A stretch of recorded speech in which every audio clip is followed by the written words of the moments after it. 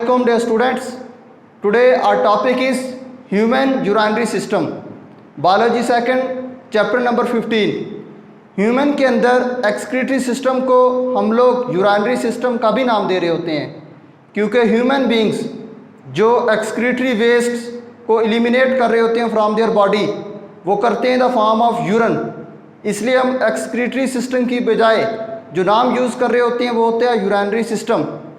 तो इस urinary system को इन डिटेल डिस्कस करने के लिए हमने इसको डिवाइड किया into further 3 parts which are components of this urinary system, जिसमें हम लोग अरेंजमेंट ऑफ डिफरेंट ऑर्गन्स या different components which are used in the formation of urine और the elimination of this urine from body वो हम लोग discuss करेंगे first part में। उसके बाद हम लोग डिस्कस करेंगे एक्सक्रीटरी ऑर्गन्स जो कि ह्यूमन बीइंग के केस में क्या है, किडनीज। उसके बाद हम किडनीज के अंदर स्ट्रक्चरल एंड फंक्शनल यूनिट्स की बात करेंगे जो कि हैं नेफ्रॉन्स। तो इस तरह से 3 पार्ट्स बन जाएंगे इस लेक्चर के। उनमें से 2 पार्ट्स जो कंपोनेंट्स और किडनी का स्ट्रक्चर ये हम लोग आज के लेक्चर में डिस्कस करेंगे। उसके बाद नेफ्रॉन्स को इन डिटेल नेफ्रॉन का स्ट्रक्चर, उनका फंक्शन और उनके अंदर यूरिन फॉर्मेशन के स्टेप्स वो हमारे नेक्स्ट लेक्चर का हिस्सा होंगे। तो सबसे पहले components of this urinary system. जैसा कि आप लोग प्रीवियसली डिस्कस कर चुके हैं कि जो भी सिस्टम को हम लोग डिस्कस करते हैं उसके फर्दर कुछ कंपोनेंट्स होते हैं लाइक डाइजेस्टिव सिस्टम आप लोग प्रीवियसली डिस्कस कर चुके हैं। उसके बाद respiratory system and circulatory system. Digestive system के अंदर oral cavity, stomach, small intestine, large intestine, then rectum and then various associated glands are included. तो इसी तरह से जो भी सिस्टम होगा उसके अंदर कुछ फर्दर कंपोनेंट्स लाजमी होते हैं जो कि मिलकर एक सिस्टम का काम परफॉर्म कर रहे होते हैं।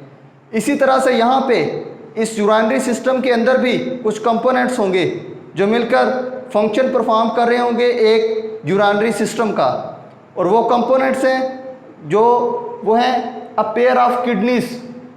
किडनीज का एक पेयर मौजूद होता है हमारी बॉडी के अंदर।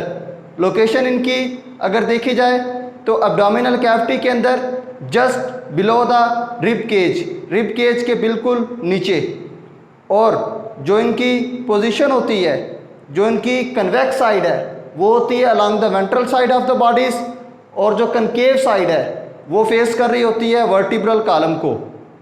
और उसके बाद यहाँ पे इनको जब ड्रा किया गया है तो ड्रा करने में भी आप लोगों को नज़र आ रहा है कि लेफ़्ट किडनी जो है वो स्लाइटली हायर है देन द राइट किडनी, क्योंकि राइट साइड पे किडनी को जो स्पेस प्रोवाइड हो रही होती है वो जो अपर लिवर प्रेजेंट है उसकी वजह से उसकी जो स्पेस होती है वो स्लाइटली क्या हो जाती है, लोअर हो जाती है।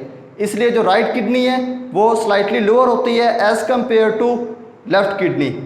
उसके बाद किडनीज को जो ब्लड सप्लाई है वो रेनल आर्टरी की मदद से ब्लड सप्लाई किया जा रहा होगा। किडनीज को रेनल आर्टरी कैरी कर रही होगी oxygenated blood to these kidneys.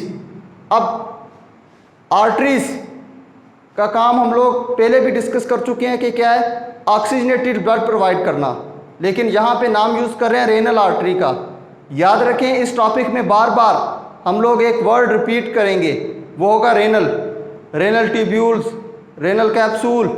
इसी तरह से बार बार हम लोग रेनल का वर्ड रिपीट करेंगे। रेनल का वर्ड बेसिकली हम लोग एसोसिएट करते हैं किडनीज के साथ। जिस तरह से जैसे लंग्स को डिस्कस किया था वहाँ पे पल्मोनरी का word, pulmonary artery, pulmonary veins को हम लोगों ने बार बार रिपीट किया था। और जब हार्ट को डिस्कस किया था उसमें भी कार्डियक का word again and again repeat किया था। तो यहाँ पे जो वर्ड रिपीट होने जाएगा वो कौन सा होगा, रेनल।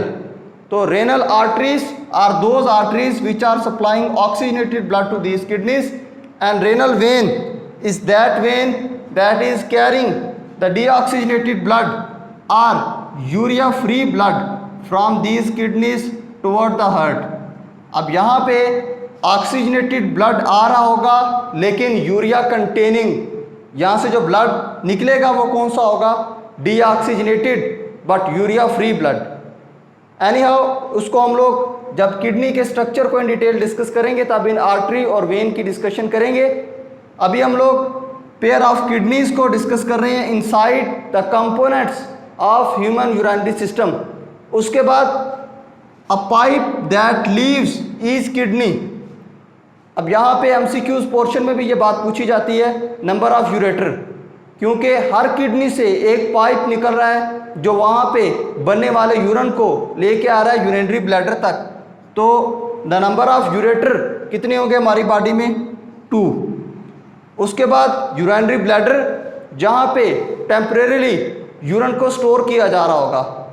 अब यहाँ पे एक चीज़ डिस्कस हम लोग करते हैं कि यूरिया होता है ह्यूमन बीइंग के केस में एक्सक्रीटरी प्रोडक्ट। तो यूरिया को रिटेन किया जा सकता है inside the body for short term, इसलिए यहाँ पे यूरिनरी सिस्टम में जो यूरिनरी ब्लैडर का फंक्शन होगा वो क्या होगा? स्टोर करना यूरिन को स्टोर करना काम होगा यूरिनरी ब्लैडर का। उसके बाद एक सिंगल ओपनिंग होगी जिसको हम लोग नाम देंगे यूरेथ्रा का। ये लीव करेगी यूरिनरी ब्लैडर से और कैरी कर रही होगी जो यूरिन फॉर्मेशन हो चुकी है इनसाइड द किडनीज, उसको आउटसाइड द बॉडी रिमूव करेगी। लेकिन यहाँ पे आप लोग देख रहे हैं यूरिथ्रल ओरिफाइस, ये एक स्फिंक्टर है जो कि स्मूथ मसल से बना हुआ है। ये कंट्रोल करता है यूरिन की रिमूवल को from the urinary bladder. Urinary bladder से यूरिन ने जब रिमूव होना है उसको कंट्रोल कर रहा होगा दिस यूरिथ्रल ओरिफाइस, क्योंकि कंटिन्यूसली तो रिमूव नहीं किया जा रहा होता, एक्सक्रीट नहीं किया जा रहा होता यूरिन। जब मैसेज आता है इन स्मूथ मसल्स को तो ये स्मूथ मसल्स क्या होते हैं? रिंग ओपन होती है और यहाँ पे जो यूरिन स्टोर हुआ है वो क्या करता है? लीव करता है बॉडी से या इस यूरिनरी ब्लैडर से।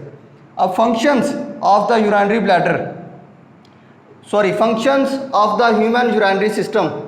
ह्यूमन यूरिनरी सिस्टम के फंक्शंस देखें तो elimination of metabolic waste from body. एक फंक्शन जो ह्यूमन यूरिनरी सिस्टम का है वो है कि एलिमिनेशन ऑफ मेटाबॉलिक वेस्ट या excretory waste products from body.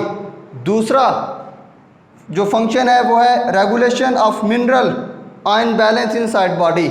ये भी इसी जो यूरिनरी सिस्टम है इसी का फंक्शन होगा। जब किडनीज को डिस्कस करेंगे हम वहाँ पे इसको इन डिटेल डिस्कस करेंगे। अब हम लोग बात करते हैं excretory organ inside the human body, that is kidney. अब बेसिकली किडनी नहीं, हम इसको किडनीज कह रहे होंगे क्योंकि अ पेयर ऑफ किडनी मौजूद होता है इनसाइड द बॉडी।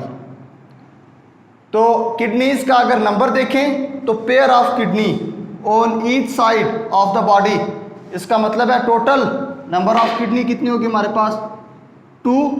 और अगर इनकी शेप देखी जाए तो दीज आर बीन शेप्ड। लोबिया के जो बीज है लोबिया का, वैसी इनकी क्या होगी? शक्ल होगी। उसके बाद present on ventral sides of the body, body की जो वेंट्रल एक्सिस है या वेंट्रल साइड है वहाँ पे ये क्या होंगी? मौजूद होंगी। उसके बाद इनका जो वेट होगा वो less than 1% of the body weight, but they receive 20% of the blood with each heart beat. ये बात आप लोगों ने याद रखनी है कि इनके अंदर जो हार्ट बीट, हर हार्ट बीट के साथ 20% ब्लड ये क्या कर रही होंगी? रिसीव कर रही होंगी, क्योंकि यहाँ पे आके क्या होना है? ब्लड ने फिल्टर होना है। अब इस किडनी के स्ट्रक्चर को हम लोग स्टेप वाइज डिस्कस करते हैं और साथ साथ इसको लेबल करते जाते हैं हम लोग। आपने ये डायग्राम लाजमी ड्रा करनी है और इस डायग्राम को हम लोग स्टेप वाइज अब क्या करते जा रहे हैं? लेबल करते जा रहे हैं। तो सबसे पहले आप लोगों को किडनी के अंदर जो एक्सटर्नल थिक कवरिंग नज़र आ रही है इसको हम लोग कहते हैं रेनल कैप्सूल, या इसको समटाइम फिब्रस कैप्सूल का भी नाम दे रहे होते हैं हम लोग, रेनल कैप्सूल।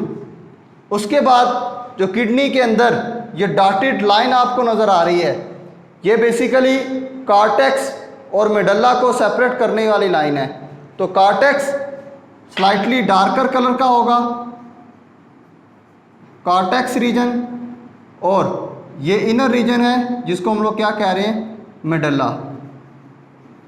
मेडल्ला के अंदर जो पिरामिड शेप आप लोगों को स्ट्रक्चर नज़र आ रहे हैं इन पिरामिड शेप्ड स्ट्रक्चर को हम लोग नाम देते हैं रेनल पिरामिड्स। उसके बाद रेनल आर्टरी जो कि ऑक्सीजनेटेड ब्लड को कैरी कर रही है टुवर्ड द किडनी, और यही आर्टरी फर्दर आगे जाके क्या हो जाएगी, ब्रांच हो जाएगी इनटू आर्ट्रियोल्स, जिसको हम लोग कहेंगे एफिरेंट आर्ट्रियोल्स और इफिरेंट आर्ट्रियोल्स। वो कहाँ पे होगी, नेफ्रॉन के लेवल पे। नेफ्रॉन कहाँ पे मौजूद होंगे, इनसाइड दीज पिरामिड्स। इन्हीं पिरामिड्स के अंदर तो नेफ्रॉन लोकेट कर रहे होंगे। तो वो जब नेफ्रॉन को हम लोग डिस्कस करेंगे वहाँ पे हम लोग बात करेंगे आर्ट्रियोल्स की।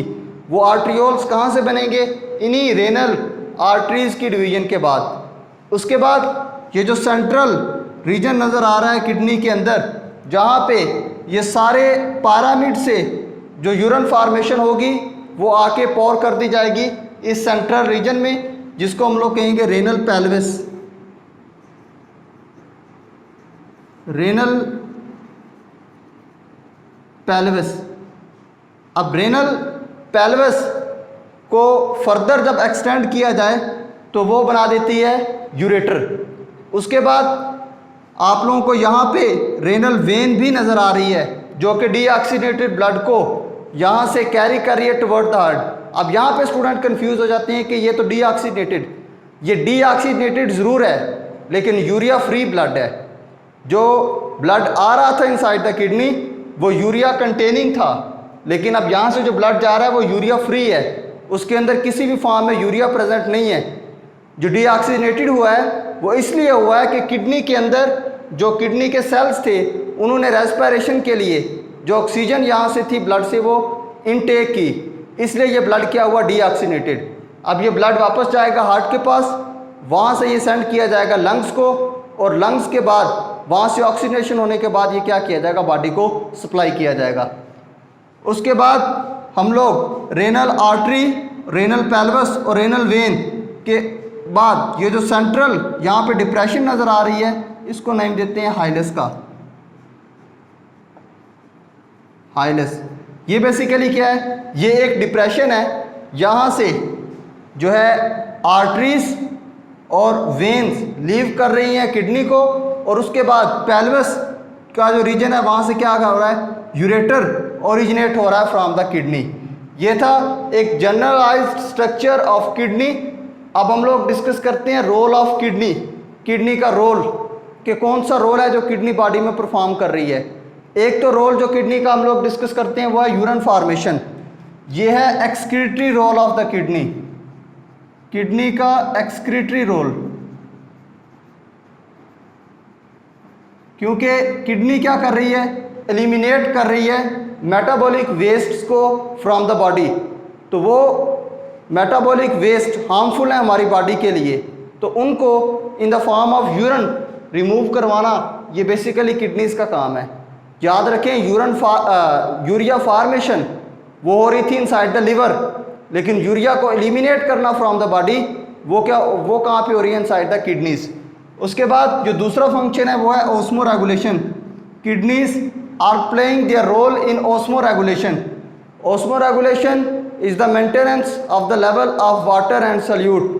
किडनीज के अंदर नेफ्रॉन के लेवल पे जहाँ पे रीअब्जॉर्प्शन को डिस्कस करेंगे वहाँ पे वाटर एंड सल्यूट के लेवल को स्ट्रिक्टली चेक किया जा रहा होता है। अगर बॉडी के इनसाइड जो वाटर की कंसंट्रेशन है वो कम हो तो जो यूरिन प्रोड्यूस करवाया जाएगा वो होगा कंसंट्रेटेड।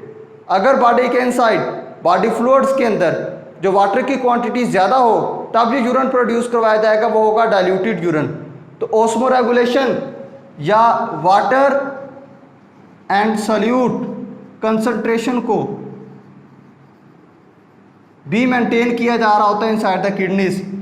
उसके बाद है regulation of blood pressure and blood volume. Blood pressure and blood volume को भी रेगुलेट किया जा रहा होता है इनसाइड द किडनीज, क्योंकि ब्लड के अंदर जब आप लोग देखें तो मेजर पोर्शन इसका क्या है, ब्लड प्लाज्मा, और इसी ब्लड प्लाज्मा की जब कंपोजिशन देखें तो उसके अंदर क्या होता है 90% वाटर। तो 90% वाटर है तो वाटर की क्वांटिटी को चेक किया जा रहा होता है with the help of kidneys, कि अगर वाटर की क्वांटिटी ज़्यादा है तो उसको रिड्यूस कर दिया जाएगा बाय फॉर्मिंग डाइल्यूट यूरिन। अगर बॉडी में जो वाटर की क्वांटिटी कम है तो उसको मेंटेन किया जा रहा होगा बाय फॉर्मिंग कंसंट्रेटेड यूरिन। उसके बाद है मिनरल आयन बैलेंस। बॉडी के अंदर जो mineral ion balance, sodium ions का जो अपटेक है उसको भी चेक किया जा रहा होगा with the help of kidneys.